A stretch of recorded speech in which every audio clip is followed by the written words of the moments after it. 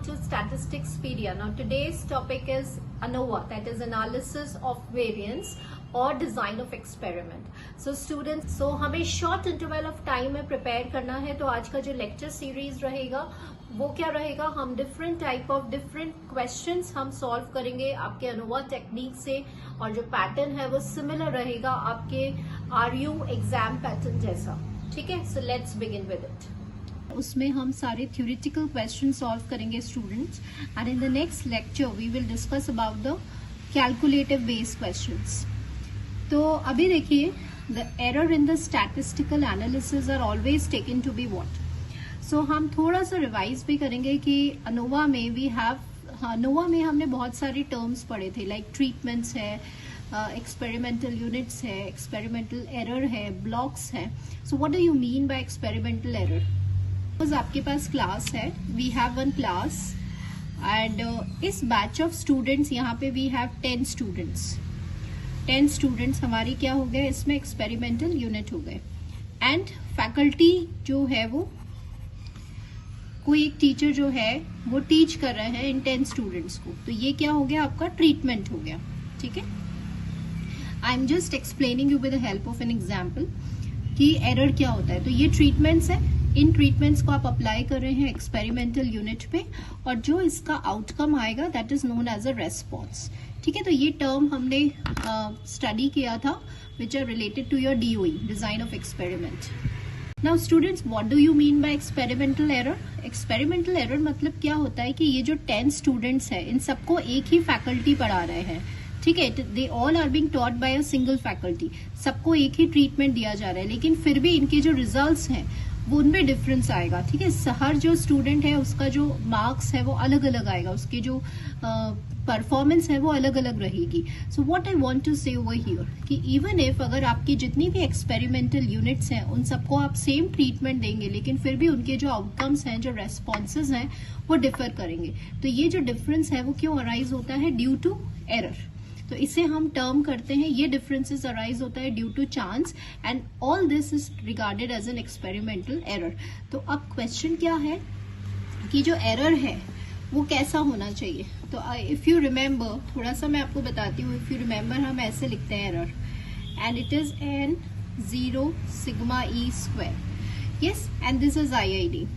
तो इसका मतलब जो आपकी एक्सपेरिमेंटल एरर है वो इंडिपेंडेंट है, आइडेंटिकली डिस्ट्रीब्यूटेड है, और कौन से डिस्ट्रीब्यूशन को फॉलो करिए, नॉर्मल डिस्ट्रीब्यूशन को. मीन 0 होगा और वेरिएंस सिग्मा ई स्क्वायर होगा. सो आई होप अब आपको ये समझ में आ गया होगा. सो आपको उसका आंसर भी आ गया होगा अब. सो क्वेश्चन है, error in the statistical analysis और always taken to be independent भी होनी चाहिए बिकॉज IIDs हैं, और कैसे डिस्ट्रीब्यूटेड होनी चाहिए, n0 sigma E square. So answer for this question will be C. Next question देखिए, the classification of the linear model is based on characteristic of a variable, nature of the treatments, assumption about the experimental error and all of the above. तो students, अभी अगर हम linear model की बात करते हैं, सो linear model जो है वो कैटेगराइज्ड होता है 3 कैटेगरीज में. This we have studied. एक होता है आपका फिक्स्ड इफेक्ट मॉडल, एक होता है आपका रैंडम इफेक्ट मॉडल, और एक होता है आपका मिक्स्ड इफेक्ट मॉडल. तो क्वेश्चन ये है कि आपने ये जो क्लासिफिकेशन किया है वो क्लासिफिकेशन किसके बेसिस पे हुआ है? तो ऑब्वियसली ट्रीटमेंट इफेक्ट्स के बेसिस पे हुआ है. अगर आपके treatment effects, that means alpha I का नेचर फिक्स्ड है, उनका इफेक्ट अगर फिक्स्ड है तो वो फिक्स मॉडल हो गया. अगर ट्रीटमेंट इफेक्ट रैंडम वेरिएबल है तो वो रैंडम इफेक्ट हो गया, और दोनों है तो वो मिक्स्ड हो गया. सो answer for this question will be nature of the treatments. कि ये जो क्लासिफिकेशन है ये हम किसके बेसिस पे करते हैं? ट्रीटमेंट्स के नेचर पे करते हैं. The local control is maintained through uniformity trials, natural factors, randomization and all of the above. So local control क्या है? अगर आपने अनोवा में वी हैव स्टडीड कि आपके जो भी एक्सपेरिमेंटल है उसके it is based on 3 principles, randomization, replication and local control. तो लोकल कंट्रोल जो है वो आपके एक्सपेरिमेंटल एरर को रिड्यूस करता है, और किसकी हेल्प से करता है? यूनिफॉर्मिटी ट्रायल्स की हेल्प से. सो answer for this question will B uniformity trials. A missing value in an experiment is estimated by the method of पहला ऑप्शन दिया हुआ है मिनिमाइजिंग एरर मीन स्क्वायर, दूसरा ऑप्शन है एनालिसिस ऑफ कोवेरियंस, बोथ या फिर none. तो students हमने हमारे जो सिलेबस है उसमें अपने आरबीडी एंड एलएसडी का मिसिंग प्लॉट टेक्निक स्टडी किया होगा।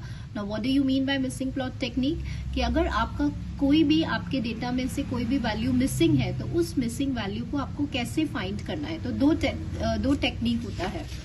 एक आपने एफ येट्स के थ्रू मेथड पढ़ा होगा जिसमें आप एरर सम ऑफ स्क्वायर को, इसको आप क्या करते हैं, मिनिमाइज करते हैं, ठीक है। और एक होता है एनालिसिस ऑफ कोवेरियंस, तो ये आप एमएससी में पढ़ेंगे और ये आपने बीएससी में पढ़ लिया है अपने ग्रेजुएशन में। तो देखिए, तो मिसिंग वैल्यू को आप कैसे एस्टिमेट कर सकते हैं, एक तो एरर मीन स्क्वायर को मिनिमाइज करके और एक एनालिसिस ऑफ कोवेरियंस, दोनों मेथड की हेल्प से हम मिसिंग वैल्यू निकाल सकते हैं। So answer for this question will be C, that is both of the methods.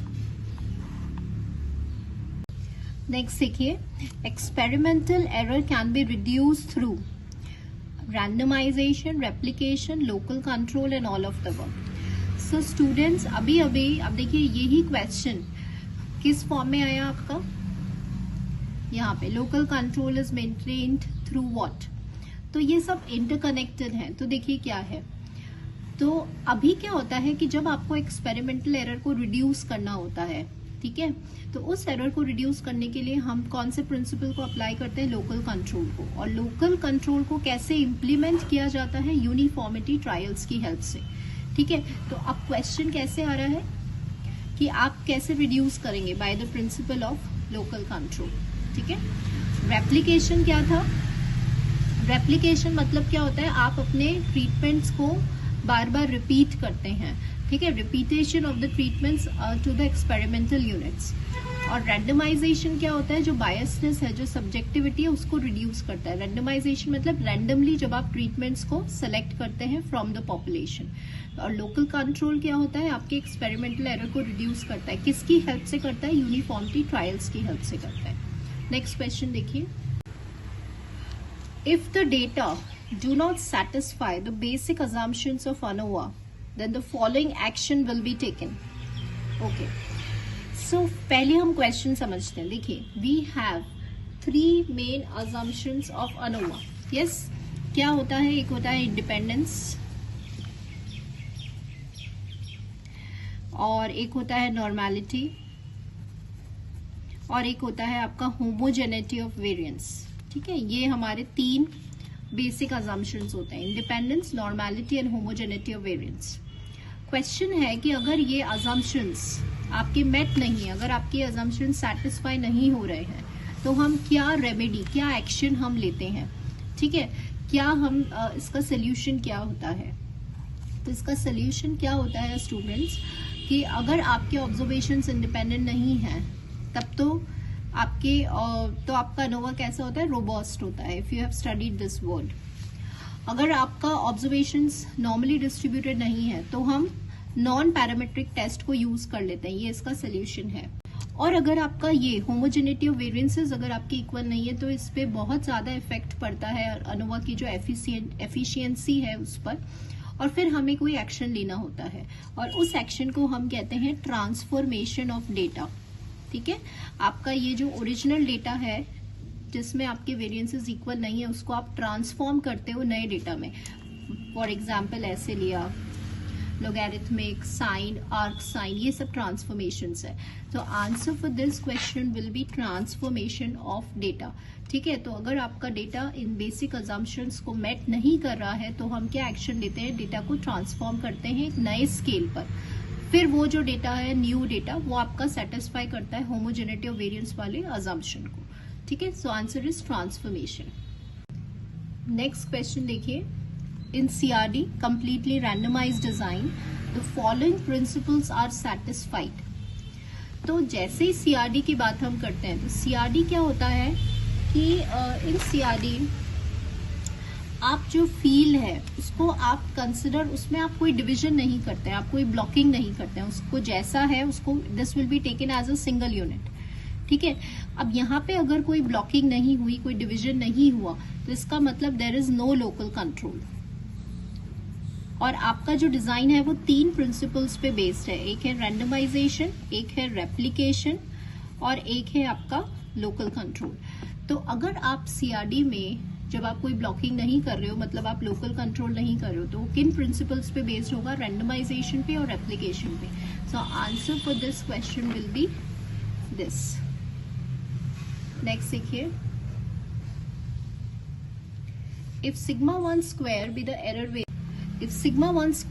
error variance of design 1 और sigma 2 square error variance है design 2 का, तो आपको यहाँ पे एफिशिएंसी निकालनी है डिजाइन 1 की ओवर डिजाइन 2। तो एफिशिएंसी क्या है? एक प्रॉपर्टी है गुड एस्टिमेटर की, ये हमने इन्फ्रेंस वाले चैप्टर में भी स्टडी किया था। तो देयर आई टोल्ड यू कि जब आपको एफिशिएंसी निकालनी होती है, जिसकी भी एफिशिएंसी निकालनी है, यहाँ आपको डिजाइन 1 की निकालनी है, तो उसके वेरिएंस को आपको डालना है डिनोमिनेटर में। किसके रेस्पेक्ट में निकाल रहे हो? D2 के रेस्पेक्ट में, तो उसका वेरिएंस न्यूमरेटर में आ जाएगा। तो this is how you can remember कि आपको जिस भी डिजाइन की एफिशिएंसी निकालनी है उसको आप डालेंगे डिनोमिनेटर में। ठीक है, तो यहाँ पे ये फॉर्मूला हो गया आपका D1 with respect to D2 का। अब हम आते हैं इसके वेरिएंस पे। तो आपको पता है डिजाइन का जब आप वेरिएंस निकालते हो तो sigma 2 square divide by number of replications, और डिजाइन 1 का हो जाएगा sigma 1 square divide by number of replications. तो R and R will get reduce, so ultimately आपका आंसर होगा ये। बट यहाँ आंसर ऐसे दिया हुआ है तो ठीक है, आप इसको चेक कर सकते हैं। इसको जब आप एक्सप्रेस करेंगे तो ये आएगा 1 by sigma 1 square and 1 by sigma 2 square. ठीक है, तो आपको इस फॉर्म में चाहिए। So this is the answer for this question. Next question देखिए, the degree of freedom for F ratio in 6/6 Latin square. तो अगर आपको ध्यान है एफ में अब Latin 6/6 rows and columns, LSD जो डिजाइन होता है आपको पता है रोज एंड कॉलम्स में आप ट्रीटमेंट को रैंडमली एलोकेट करते हैं। तो f कैसे डिस्ट्रीब्यूटेड होता है? m-1, क्योंकि यहाँ पे रो और कॉलम सेम है तो इसको हमने m किया। ठीक है, row column and treatment, comma m-1 m-2, ऐसे आपका f रेशियो डिस्ट्रीब्यूटेड है। ये आपके एरर की डिग्री ऑफ फ्रीडम होती है, ये आपके रोज कॉलम्स एंड ट्रीटमेंट्स की होती है। तो जब आप m यहाँ पे क्या है 6 है, तो ये हो गया आपका 5 और ये हो गया आपका 5 × 4 दैट इज 20। तो कैसा डिस्ट्रीब्यूटेड होगा? 5,20। सो ये सारे छोटे क्वेश्चंस बहुत आते हैं कि जैसे इस पे क्वेश्चन ये भी बन सकता है कि आपको इसमें एरर डिग्रीज ऑफ फ्रीडम बताना है, तो वो क्या होता है m-1 m-2, तो वो 20 हो जाएगा। ठीक है, रो का डिग्री ऑफ फ्रीडम बताना है तो वो होता है m-1। In 2Q factorial experiment the number of factors भी। सो स्टूडेंट्स, अभी हमने क्या देखा कि सपोज 2 की पावर n है, तो n क्या रिप्रेजेंट करता है? फैक्टर्स, और 2 क्या रिप्रेजेंट करता है? लेवल्स, जिसे आप 0 और 1 कहते हैं। ठीक है, तो यहाँ पे ये 2 क्यूब है, तो यहाँ पे कितने फैक्टर्स होंगे? 3 फैक्टर्स होंगे। कितने लेवल्स पे? 2 लेवल्स पे। तो आपसे क्या पूछा गया है? Factors. So answer for this question will B 3। Next देखिए, the principle of local control is not used in। तो right now I told you, अभी देखिए इसी क्वेश्चन को हमने यहाँ पे भी किया था इस प्रिंसिपल वाले क्वेश्चन में। तो क्वेश्चंस का बेसिक कॉन्सेप्ट सेम है, बस इसकी जो लैंग्वेज है वो हमें समझनी है। यहाँ पे आई हैव एक्सप्लेन यू कि हम लोकल कंट्रोल यूज नहीं करते हैं। अब यही क्वेश्चन कैसे टर्न हो गया कि लोकल कंट्रोल प्रिंसिपल कौन से डिजाइन में यूज नहीं होता है, तो इसका आंसर क्या होगा? CRD, completely randomized design. So students, अभी जो आपने क्वेश्चंस, थ्योरेटिकल क्वेश्चंस देखे हैं, मैक्सिमम क्वेश्चंस ये आपके PYQs, प्रीवियस ईयर क्वेश्चंस जो यूनिवर्सिटी में आए हुए हैं, वो बहुत सारे क्वेश्चंस कवर करता है। लाइक ये वाला है, लास्ट वाला क्वेश्चन है, तो ऑलमोस्ट इसी पैटर्न पे आते हैं questions. Give I told you the reasons also, मैंने आपको रीजंस भी बताए हैं, कॉन्सेप्ट्स भी बताए हैं। होप आपके लिए ये जो वीडियो है वो यूजफुल रहा होगा। Please do share to the maximum students so that को वीडियो हेल्पफुल रहे। तो do like and do subscribe the channel students. Thank you for watching the video.